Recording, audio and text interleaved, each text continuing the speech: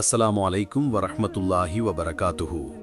வரலாறு உறங்கி கிடக்கும் மண்ணிலிருந்தும் போரின் தீக்கணல்கள் அணைந்து போகாத சிரியாவின் எல்லைகளிலிருந்தும் கேட்கும் செய்திகள் விசுவாசிகளின் இதயங்களில் உற்சாகத்தையும் அதே சமயம் கவலையின் அலைகளையும் உருவாக்குகின்றன. இஸ்லாமிய வரலாற்றில் வீர காவியங்கள் எழுதப்பட்ட மண்ணில் பல தசாப்தங்களுக்குப் பிறகு மீண்டும் ஒரு முழக்கம் எதிரொலிக்கிறது.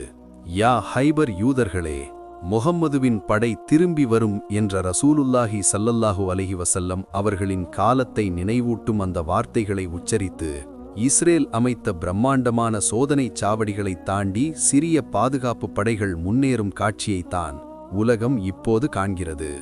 கோலன் குன்றுகளுக்கு அருகிலுள்ள குன் அர்னபா என்ற பகுதியில் நிரபராதிகளான 3 பொதுமக்களை இஸ்ரேலிய இராணுவம் சுட்டு காயப்படுத்தியதே இந்த புதிய முன்னேற்றத்திற்கு காரணமாகும்.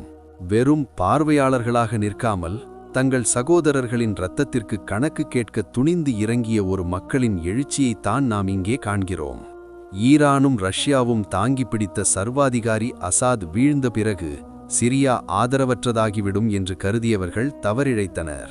அசாத் வீழ்ந்ததைத் தொடர்ந்து கோலன் குன்றுகளுக்கு அருகில் ஒரு படை நீக்கப்பட்ட மண்டலம் ஒன்றை உருவாக்கி அந்த பகுதியை கைப்பற்ற இஸ்ரேல் மேற்கொண்ட சதித்திட்டங்களுக்கு எதிரான புதிய சிரிய அரசாங்கத்தின் முதல் துணிச்சலான நடவடிக்கையாக இது பார்க்கப்படுகிறது.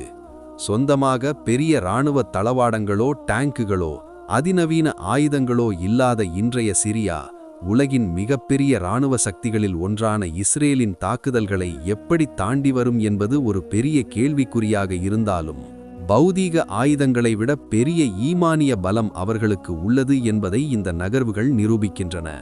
இஸ்ரேல் இதற்கு எதிராக பதிலளிக்கும் என்பது தெளிவாக தெரியவில்லை என்றாலும் அல்லாவின் உதவி அந்த மண்ணில் போராடுபவர்களுக்கு இருக்கும் என்றும் இன்ஷா அல்லாஹ் நீதி நிலைநாட்டப்படும் என்றும் நாம் நம்புவோம். அந்த மண்ணில் உள்ள நிராதரவான மக்களுக்கு அல்லாஹ் பாதுகாப்பு அளிக்கட்டும். எதிரிகளின் சூழ்ச்சிகளிலிருந்து அவர்களை அல்லாஹ் காப்பாற்றுவானாக. ஆமீன். அஸ்ஸலாமு அலைக்கும்.